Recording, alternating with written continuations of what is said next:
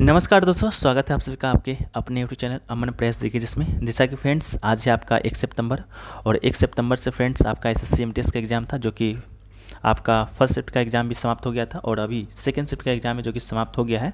ठीक है, तो सेकंड शिफ्ट का जो टाइमिंग था आपका 12:30 से 1:30 या 12:30 से 2 बजे तक का था। ठीक है, चलिए तो आज के जो सेकंड शिफ्ट में आपके क्या क्या जीके जिसके प्रश्न पूछे गए थे सभी प्रश्नों को देखेंगे विद एक्स्ट्रा डिटेल एक्सप्लेनेशन के साथ। ठीक है, और हाँ, और जो लोग क्लास प्रीवियस ईयर का क्लास नहीं देखे हैं वो लोग देख लीजिएगा, वहीं से ज़्यादातर जो क्वेश्चन है आपको देखने को मिल रहा है।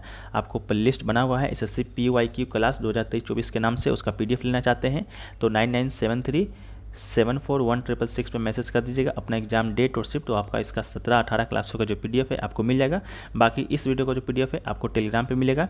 टेलीग्राम चैनल का लिंक डिस्क्रिप्शन में दिया गया है या अमन प्रिया जी के GS से सर्च मारिएगा तो वहाँ पर आपको मिल जाएगा, वहाँ उसको आप ज्वाइन कर लीजिएगा। ठीक है, तो चलिए आज के शिफ्ट में क्या क्या आपके प्रश्न पूछे गए थे उन सभी प्रश्नों को एक बार देख लेते हैं।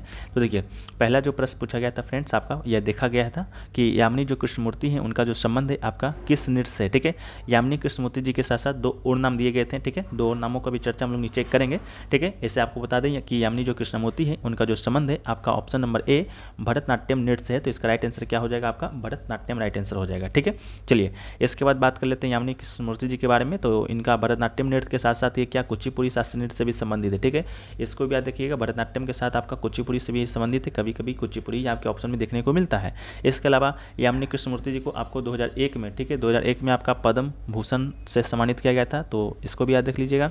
इसके अलावा इनकी एक आत्मकथा है ए पैशन फॉर डांस। ठीक है, ए पैशन फॉर डांस एक पुस्तक है जो कि इन्हीं के द्वारा लिखा गया है, तो ये भी कभी कभी पूछा जाता है, हमेशा तो नहीं, लेकिन हाँ आपको याद रखने की जरूरत है कि ए पैशन फॉर डांस किसकी आत्मकथा है, तो यामिनी कृष्णमूर्ति जी का ही आपका आत्मकथा है। ठीक है, इसके अलावा देखिए एक क्वेश्चन पूछा गया था कि 2023 का क्रिकेट का जो विश्व कप हुआ था उसका मेजबानी कौन सा देश करेगा। ठीक है, इसी प्रकार से 4 ऑप्शन आपके पास दिए गए थे, इंग्लैंड, भारत, वेस्ट इंडीज और ऑस्ट्रेलिया। ठीक है, तो ऑप्शन नंबर 2 है आपका भारत, इसका राइट आंसर हो जाएगा। ठीक है, जैसा कि आप लोग भी जानते होंगे कि आपका अक्टूबर और नवंबर में आपका जो क्रिकेट का विश्व कप है 2023 का वो आपका भारत में ही आयोजित होता है। 5 अक्टूबर से इस खेल आपका स्टार्ट होने वाला है। ठीक है, इसके अलावा विश्व कप 2023 की बात करेंगे फ्रेंड्स, तो ये आपका केमा संस्करण होगा, तो ये आपका 13वां संस्करण होगा, इस बात को भी याद रख लीजिएगा। केमा संस्करण होगा तो 13वां यानी कि 38वां संस्करण होगा, और ये पहली बार होगा कि जब प्रतियोगिता है जो कि पूरी तरह से कहाँ आयोजित हो रहा होगा, तो भारत में आयोजित हो रहा होगा, इस बात को भी याद रख लीजिएगा।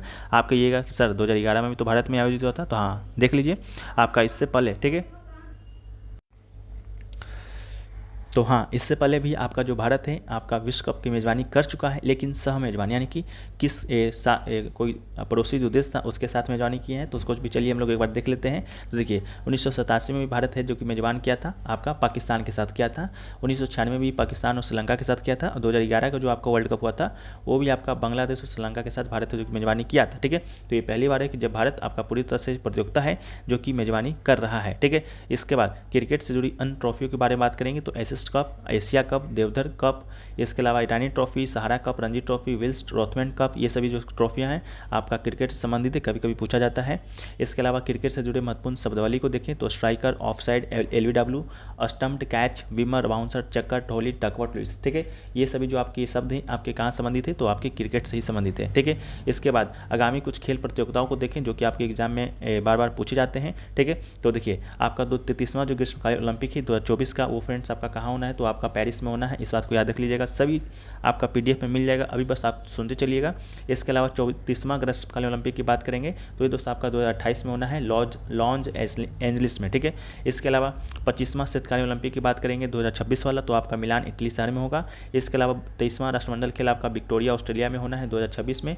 22वां वाला आपका 2022 में हो चुका था, कहाँ पर आपका बर्मिंघम इंग्लैंड में। ठीक है, इसके अलावा कौन कौन सा है, तो आपका एक 19वां एशियाई खेल है जो कि दोस्तों आपका हांगजू चीन में होना है 2023 में होना है। ठीक है, इसके अलावा कुछ और महत्वपूर्ण देख लेते हैं हम लोग, जैसे कि आपका 2024 का जो है पुरुष T20 विश्व कप। ठीक है, पुरुष T20 विश्व कप जो 2024 का होना है वो आपका वेस्ट इंडीज और यूएसए। ठीक है, वेस्ट इंडीज और यूएसए में होना है।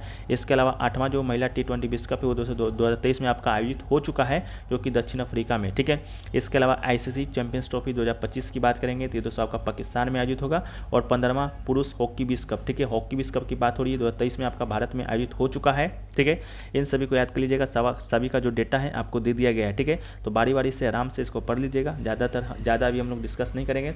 अभी हम लोग डिस्कस करने गए तो पता चला कि पूरा जो समय है इसी में चला जाएगा। ठीक है, चलिए इसके बाद हम लोग देख लेते हैं नेक्स्ट क्वेश्चन आपका क्या पूछा गया था। तो नेक्स्ट क्वेश्चन आपका 2011 के वर्ल्ड कप से ही पूछा गया था, उसको भी हम लोग एक बार देख लेते हैं। तो देखिए पूछा गया था कि विश्व कप 2011 है, 11 का जो फाइनल है आपका किस स्टेडियम में खेला गया था। ठीक है, तो जैसा कि आपको पहले बता चुके हैं कि विश्व कप 2011 जो कि भारत आपका बांग्लादेश और श्रीलंका के साथ मेजबानी किया था। ठीक है, तो उसका जो फाइनल है आपका भारत में ही खेला गया था, भारत के मुंबई में। मुंबई का कौन सा स्टेडियम था, तो वानखेड़े स्टेडियम था। ठीक है, तो वानखेड़े स्टेडियम इसका राइट आंसर हो जाएगा। अगर आपसे पूछ दिया जाए कि किस डेट को खेला गया था, तो 2 अप्रैल को। ठीक है, 2 अप्रैल 2011 को खेला गया था, इस बात को भी याद रख लीजिएगा। इसके बाद अगर आपसे पूछ दिया जाए किस किस देशों के बीच फाइनल खेला गया था, तो जैसा कि आप लोग को मालूम होगा विश्व कप 2011 जो कि भारत नहीं जीता था, तो भारत और श्रीलंका ठीक है दोनों के बीच ये खेला गया था। ये आपका 10वां संस्करण था। ठीक है, कौन सा संस्करण था, तो आपका 10वां संस्करण था। ठीक है, इसके अलावा भारत की बात करेंगे तो इससे पहले आपका कब वर्ल्ड कप जीता है, तो आपका 1983 में। ठीक है, 1983 में कपिल देव की अगुवाई में जो भारत है आपका वर्ल्ड कप पहले जीत चुका था। ठीक है, 50 जो 1983 का जो वर्ल्ड कप हुआ था वो आपका 50 ओवर का नहीं 60 ओवर का हुआ था, इस बात को भी याद रख लीजिएगा। इसके अलावा 2011 का जो वर्ल्ड कप हुआ था उसमें जो महेंद्र सिंह धोनी थे आपका मैन ऑफ द मैच बने थे। ठीक है, इस बात को भी याद रख लीजिएगा। ठीक है, चलिए इसके अलावा नेक्स्ट क्वेश्चन की ओर बढ़ते हैं हम लोग। तो नेक्स्ट क्वेश्चन आपका जो पूछा गया है उसको एक बार देख लेते हैं। हाँ, वो पूछा गया था कि निम्नलिखित में से कौन घराना पंडित जसराज से संबंधित है। ठीक है, तो पंडित जसराज का आपका घराना पूछा गया था। देखिए पंडित जसराज जी का जो घराना है आपका कौन सा घराना है, तो मेवाती। ऑप्शन नंबर 1 ये हो जाएगा मेवाती। आपके ऑप्शन में क्या दिया गया था वो भी आप लोग कमेंट सेक्शन में बता दीजिएगा। तो पंडित जसराज है उनका जो संबंध है आपका मेवाती घराना से है। ठीक है, इसके अलावा 1990 में इन्हें पद्म भूषण का अवार्ड दिया गया था। पद्म विभूषण की बात करेंगे तो 2000 में दिया गया था। इन सभी को एक बार देख लीजिएगा, बार बार पूछा जाता है। पद्म श्री भी इनको दिया गया है 1975 में, और संगीत नाटक अकादमी पुरस्कार भी दिया गया है 1987 में। ठीक है, तो इन सभी को याद रख लीजिएगा। ठीक है, चलिए नेक्स्ट क्वेश्चन पूछा गया था कि डैश और डैश अल्पसंख्यकों की सांस्कृतिक और शैक्षणिक अधिकारों की गारंटी देता है, यानी कि अनुच्छेद 29 और 30 पूछा गया था। ठीक है, तो इसका राइट आंसर ऑप्शन नंबर 1 हो जाएगा, अनुच्छेद 29 और 30। ठीक है, अनुच्छेद 29 और 30 आखिरकार कहता क्या है, तो ये दोस्तों आपका सांस्कृतिक और शैक्षणिक अधिकारों से संबंधित अनुच्छेद है। इसके अलावा अनुच्छेद जो 29 है आपका अल्पसंख्यकों के हितों का संरक्षण करता है। अनुच्छेद 30 की बात करेंगे तो ये आपका शैक्षणिक संस्थानों की स्थापना करता है और प्रशासन करने का अल्पसंख्यक को अधिकार देता है। ठीक है, तो अनुच्छेद 29 और 30 आपका क्या है, तो सांस्कृतिक और शैक्षणिक अधिकारों से संबंधित है। इसके तहत ये आपका क्या है, तो मौलिक अधिकार है। ठीक है, क्या है, तो मौलिक अधिकार है। आपको मालूम होगा वर्तमान में 6 मौलिक अधिकार है, उनमें से एक मौलिक अधिकार आपका ये है, साथ में और आपका 5 मौलिक अधिकार है। ठीक है, उसको भी हम लोग बाद में देखेंगे, अभी नहीं देखेंगे। इसके बाद आपको बता दें कि जो आपका मूल संविधान में जो मौलिक अधिकार था 7 हुआ करता था। ठीक है, आपका 44वां संविधान संशोधन हुआ था 1978 में 1978 में। उसके माध्यम से जो संपत्ति का जो अधिकार था मौलिक अधिकार से हटाकर विधिक अधिकार यानी कि कानूनी अधिकार बना दिया गया था, उसको अनुच्छेद 300 के क्रम में रखा गया था। इस बात को बस याद रख लीजिए, बाकी हम लोग आगे भी चर्चा करेंगे। ठीक है, नेक्स्ट क्वेश्चन पूछा गया कि वसुंधरा दुरास्वामी का जो संबंध है आपका किस नृत्य से है। ठीक है, तो शायद आपका एक नाम आपका वसुंधरा दुरास्वामी की था और आपका यामिनी कृष्णमूर्ति जी का था, एक आपका पद्मा सुब्रमण्यम का था। ठीक है, तो ये तीनों नाम आपके दिए गए थे। ठीक है, तो वसुंधरा दुरास्वामी की बात करेंगे तो इनका भी संबंध आपका भरतनाट्यम शास्त्रीय नृत्य से ही है। भरतनाट्यम जैसा कि पहले शिफ्ट में हम लोग बात कर चुके थे कि आपका तमिलनाडु का शास्त्रीय नृत्य था। ठीक है, इसके अलावा वसुंधरा प्रदर्शन कला केंद्र जो कि मैसूर में आपका है उसके संस्थापक भी ये रह चुकी हैं। ठीक है, चलिए इसके अलावा नेक्स्ट क्वेश्चन पूछा गया कि 2011 के जनगणना के अनुसार सबसे कम साक्षरता दर किस राज्य का है। ठीक है, तो सबसे कम जो साक्षरता दर है आपका 2011 की जनगणना के अनुसार वो आपका बिहार का है। ठीक है, तो इसका राइट आंसर क्या हो जाएगा, ऑप्शन नंबर जो भी दिया गया हो बिहार उसका राइट आंसर हो जाएगा। ठीक है, इसके अलावा बात कर लेते हैं बिहार का साक्षरता दर आखिरकार है कितना, तो बिहार का जो साक्षरता दर है आपका 68.80% है, जिसमें जो फीमेल यानी कि मेल यानी कि पुरुषों की साक्षरता दर की बात करेंगे तो 71.20% हो जाएगा। इसके अलावा महिला की बात करेंगे यानी कि फीमेल का तो 51.50% आपका महिला का साक्षरता दर हो जाएगा। ठीक है, लेकिन अगर आपसे पूछ जाए कि सबसे ज़्यादा साक्षरता दर किस राज्य का है, तो सबसे ज़्यादा जो साक्षरता दर है फ्रेंड्स वो आपका केरल का है। वहाँ का साक्षरता दर की बात करेंगे तो लगभग 94%, यानी कि एक्यूरेट की बात करेंगे तो 93.91% वहाँ का क्या है, साक्षरता है। ठीक है, इसके अलावा भारत के परिप्रेक्ष्य में हम लोग अगर साक्षरता दर को देखें भारत की परिप्रेक्ष्य में, ठीक है, तो भारत का जो साक्षरता दर है आपका कितना है, तो 74.0% है। ठीक है, 74% मान के चलिए। इसके अलावा भारत में पुरुषों की साक्षरता दर यानी कि मेल की साक्षरता दर की बात करेंगे तो 82.1% है। इसके अलावा फीमेल की बात करेंगे तो 65.5% है। ठीक है, बार बार ये पूछा जाता है, इस बार भी आपका किसी न किसी शिफ्ट में पूछा जाएगा। ठीक है, तो इसको भी आप लोग याद कर लीजिएगा। इसके अलावा 2011 का जो जनगणना आपको हुआ था, आपको बता दें उसका क्रम कौन सा था, तो 15वां क्रम का वो जनगणना था, आपका 15वीं जनगणना था। इसके अलावा आज़ादी के बाद अगर आपसे पूछा जाए आज़ादी के बाद कौन सा जनगणना था, तो आज़ादी के बाद आपका 7वां जनगणना था, ठीक है। इसके बाद पहला जो जनगणना है आपका 1872 में हुआ था, ठीक है। इसके अलावा पहला जो आधिकारिक जनगणना है वो कब हुआ था, आप लोग कमेंट सेक्शन में बताइएगा, ठीक है। इसके अलावा 2011 की जनगणना के बारे में बात करेंगे तो सबसे ज़्यादा जो आपका जनसंख्या वाला जो प्रदेश है आपका या राज्य है वो आपका उत्तर प्रदेश है, जहाँ का जनसंख्या है 19 अरब। इसके बाद आपका उत्तर प्रदेश के बाद यानी कि सेकेंड स्थान पर किसका सबसे ज़्यादा जनसंख्या है, तो आपका महाराष्ट्र का है। अगर आपसे महाराष्ट्र के बाद यानी कि थर्ड प्लेस पे सबसे ज़्यादा जनसंख्या वाला राज्य पूछेगा तो आपका बिहार हो जाएगा। बिहार के बाद यानी कि फोर्थ स्थान पे आपका पश्चिम बंगाल और पांचवां पे आपका आंध्र प्रदेश राइट आंसर हो जाएगा, ठीक है। क्योंकि जनसंख्या से बार बार आपका क्रम पूछा जाता है कि इनमें से कौन सा क्रम आपका सही है, ठीक है। यानी कि फर्स्ट से सेकंड या थर्ड ये इस तरह करके आपसे पूछा जाएगा। इसके अलावा सबसे कम जनसंख्या की बात करेंगे तो फ्रेंड्स आपका सिक्किम का है, ठीक है। बस इतना आपको याद रख लीजिएगा और बाकी हम लोग और भी डिस्कस करेंगे ऑल शिफ्ट के वीडियो में, ठीक है। इसके अलावा देखिए नेक्स्ट जो क्वेश्चन पूछा गया कि बृहदेश्वर मंदिर, ठीक है, बृहदेश्वर मंदिर आपका किस जिला में स्थित है, ठीक है। तो सॉरी, बृहदेश्वर मंदिर किस राज्य में स्थित है, तो राइट आंसर आपका क्या हो जाएगा, आपका तंजौर, ठीक है, तंजावुर में स्थित है। तंजावुर कहाँ पड़ता है, तो तमिलनाडु में पड़ता है, ठीक है। अगर नदी पूछेगा तो कावेरी नदी के दक्षिण भाग पर स्थित है। इसके अलावा अगर आपसे पूछा जाए कि ये किस देवता को समर्पित है, किस भगवान को समर्पित है, तो आपका शिव भगवान को ये मंदिर है जो कि समर्पित है। इसे बृहदेश्वर मंदिर के अलावा राजेश्वर मंदिर भी कहा जाता है, हिंदू का मंदिर है। इसके अलावा इसे बनाया कब गया था, तो 1003 और 1010 ईस्वी के बीच में बनाया गया था। किसके द्वारा, तो चोल वंश का एक राजा हुआ करता था, राजा चोल, ठीक है, राजा चोल है, ठीक है, इसी के द्वारा ये बनाया गया था। तो ये आपका कहाँ स्थित है, तमिलनाडु में। इसके अलावा ये आपका यूनेस्को का विश्व धरोहर स्थल का भी एक हिस्सा है, ठीक है। इसके अलावा इस मंदिर को और भी किन नामों से जाना जाता है, तो एरातेश्वर मंदिर के नाम से। इसके अलावा गंगई कोंडा चोलमपुरम मंदिर के नाम से, ठीक है। शैली की बात करेंगे तो द्रविड़ वास्तुकला शैली से संबंधित आपका मंदिर है। इसे आपका दक्षिणा मेरू भी कहा जाता है, यानी कि दक्षिण का मेरू, ठीक है। इसके अलावा फर्स्ट में भी एक मंदिर का नाम पूछा गया था, उत्तर प्रदेश में वो मंदिर था, शायद कौन सा मंदिर था तो ये रिकॉल नहीं हो पा रहा है। तो मंदिर से संबंधित आपका हर एक शिफ्ट में एक प्रश्न पूछा जा रहा है, ठीक है। नेक्स्ट प्रश्न पूछा गया था आपका अनुच्छेद जो 129 किससे संबंधित है, ठीक है। तो अनुच्छेद जो 129 है उसके अनुसार भारत का जो सर्वोच्च न्यायालय है यानी कि सुप्रीम कोर्ट आपका अभिलेखीय न्यायालय के रूप में कार्य करता है, ठीक है। तो अभिलेखीय न्यायालय के रूप में आपका कार्य करता है सुप्रीम कोर्ट, वो किस अनुच्छेद से संबंधित है, तो अनुच्छेद 129 से संबंधित है, ठीक है। अभिलेखीय न्यायालय के रूप में कार्य करते हुए सर्वोच्च न्यायालय के पिछले फैसले रिकॉर्ड किए जाते हैं और आगे के मामलों के लिए साक्ष्य के रूप में उपलब्ध होते हैं, ठीक है। इसके अलावा आपका जो सुप्रीम कोर्ट है आपका अनुच्छेद 32 के तहत क्या करता है, तो 5 प्रकार का रिट जारी करता है, ठीक है। अनुच्छेद 32 के तहत संवैधानिक उपचारों का अधिकार, ये भी आपका एक मौलिक अधिकार है, ठीक है। 5 प्रकार का रिट जारी करता है, बंदी, प्रत्यक्षीकरण, प्रतिषेध, उत्प्रेषण, इसके अलावा हार्बी कॉर्पस, इस तरह का 5 आपका प्रकार का रिट है जो कि अनुच्छेद 32 के तहत कौन जारी करता है, सुप्रीम कोर्ट, ठीक है। वही अगर आपसे अनुच्छेद 226 के तहत पूछे जाए कौन जारी करता है, तो हाई कोर्ट, ठीक है। बस इतना ही डिफरेंस है, इतना ही याद रखिएगा। नेक्स्ट आपका पूछा गया था मृणालिनी साराभाई, ठीक है। तो ये भी आपसे शायद पूछा गया था मृणालिनी साराभाई, शायद जो सब मिक्स करके जो पूछा गया था उससे ही संबंधित, ठीक है। तो इनका जो संबंध है आपको बता दें, मृणालिनी साराभाई का संबंध किससे है, तो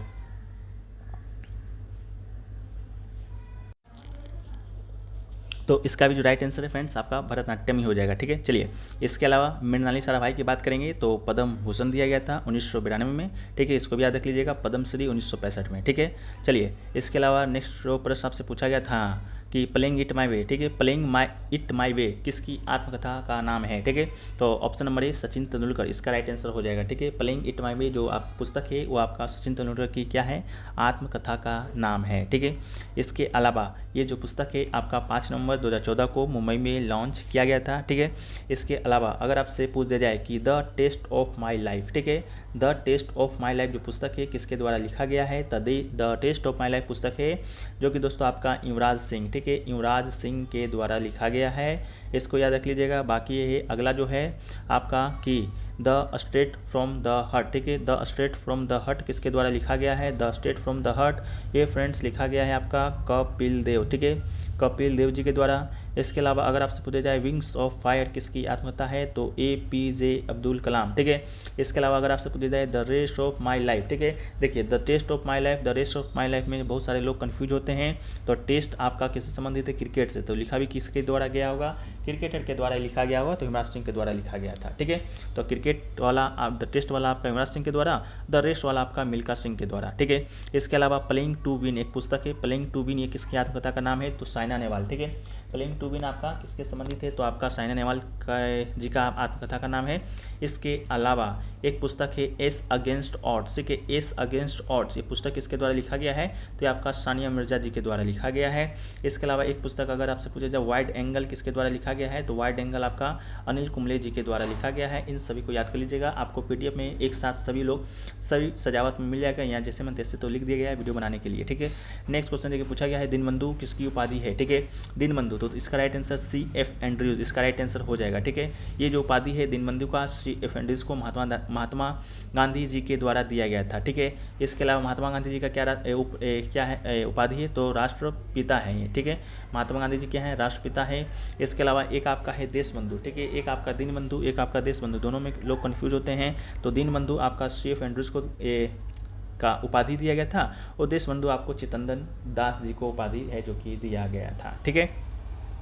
इसके अलावा देखिए क्वेश्चन पूछा गया कि संतोष ट्रॉफी 2022-23 किसने जीता है, 2022 और 2023 का संतोष ट्रॉफी किसने जीता है, तो राइट आंसर आपका कर्नाटक हो जाएगा, ठीक है। कर्नाटक के द्वारा ये जो ट्रॉफी है जीता गया है। कर्नाटक का ये आपका केमा खिताब था, तो 5वां खिताब था, ठीक है। इसके अलावा अगर आपसे पूछ दिया जाए उप विजेता कौन था, ठीक है, उप विजेता, तो उप विजेता कौन था, तो आपका मेघालय उप विजेता था। इसके अलावा संतोष ट्रॉफी अगर आपसे पूछ दिया जाए किस खेल से संबंधित है, तो ये फ्रेंड्स आपका फुटबॉल से संबंधित है। इसके अलावा सबसे सफल टीम कौन सा है संतोष ट्रॉफी का, तो पश्चिम बंगाल है। टोटल लगभग 32 बार जो खिताब है आपका ये जीत चुकी हैं। इसके अलावा इसका जो फाइनल है आपका कहाँ खेला गया था, तो सऊदी अरब के रियाद में खेला गया था, ठीक है। ये तो आपका भारत का घरेलू टूर्नामेंट है, लेकिन हाँ फाइनल खेला गया था सऊदी अरब के रियाद में। इसके अलावा अगर आपसे 21-22 का पूछ दिया जाए, जो कि आपका पिछले बार का जो MTS एग्जाम हुआ था उसमें पूछा गया था, तो 21-22 का आपका केरल ने जीता था। इसके अलावा उप विजेता 21-22 का कौन था, उप विजेता, ठीक है, 21-22 का हम बात कर रहे हैं, तो ये फ्रेंड्स आपका वेस्ट बंगाल था, यानी कि पश्चिम बंगाल था, ठीक है।